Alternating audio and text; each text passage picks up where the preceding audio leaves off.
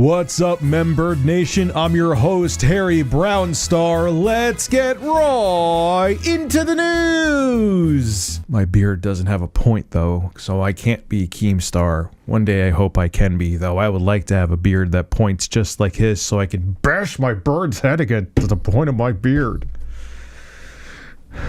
Eventually I use you more, Steve, but you're second fiddle. You're not on the same level as the Carlos bird. Skip it up and that up. Battlefield 2042. It's a game! Sort of. Game. Well, Battlefield 2042, officially, I know there was like, hey, if you sign up for this service, you could play it early. If you get this version, you could play it earlier. Whatever, you had like a week early access. It officially released on all platforms, no matter which way you bought it, on November 19th. And it hit with a resounding thud because it's an unpolished herd of a game which doesn't have basic features in it. And you could tell, due to the pandemic, it didn't have enough time in the oven. Which, it's amazing what happens when you don't rush a game and you give developers ample time and don't make them crunch and torture to deliver a game. Kind of like Halo Infinite. Had an extra year. Yes, there's progression issues in the game, I understand, but it had another year in the oven, and I am enjoying the multiplayer, which I play on my secondary YouTube channel, RTU Streams, link below in the description, and it's the top pinned comment. Yes, that is a shameless plug to my live streaming channel where I get shirtless with porcelain birds and play video games and talk about random things. Well, Battlefield 2042 isn't really making a splash on whatever platform you play it on. Between the bugs I've talked about, the lack of content, and the slew of other problems that people on Reddit have put lists together compiling, which are astronomically huge. And on top of it, they released Halo Infinite's multiplayer for free early, and it's really good. DICE and EA, who usually Battlefield was considered like, people were like, oh man, Battlefield's vastly superior to Call of Duty, or it's like the best multiplayer shooter out there. It's now making the news for the wrong reasons. And yesterday, if you went to the website SteamDB, there were more people playing Farming Simulator on the PC on Steam than there were playing Battlefield 2042. If this was any other Battlefield launch, I assure you that would not be happening. And as of yesterday, the all-time peak was still less than Farming Simulator 2022.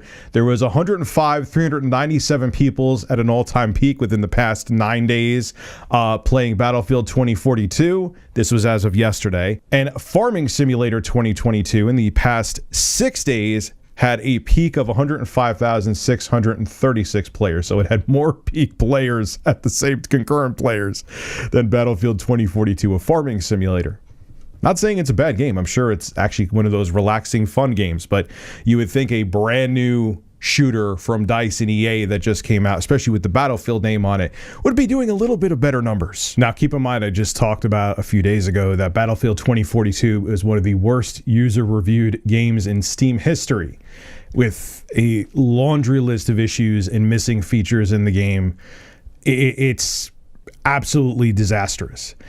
And in a way, I feel bad for the developers because they're not the ones that want to see this, but it kind of makes me glad that this game still isn't selling well, as broken as it is, because publishers, who they're the ones, the executives over there, the ones that they're just looking to make money, and they don't really care if the product is quality so long as they're making coin off of it. And a lot of times they do, because we are idiots, including me, and we buy the product no matter what. We buy it.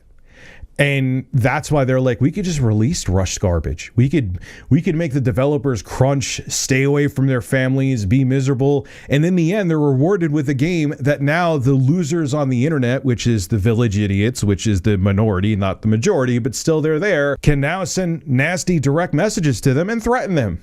Even though it was the publishers forcing them to rush the game and get it out the door, and it wasn't their fault. And I haven't purchased Battlefield 2042, and I don't plan on it. I'm kind of glad to see the community doing the same, because it sends a message that we're not just going to take crap. I know I'm sounding melodramatic here, but it's true. As a consumer, we're not just going to buy any crap you shovel to us. There has to be a certain standard there.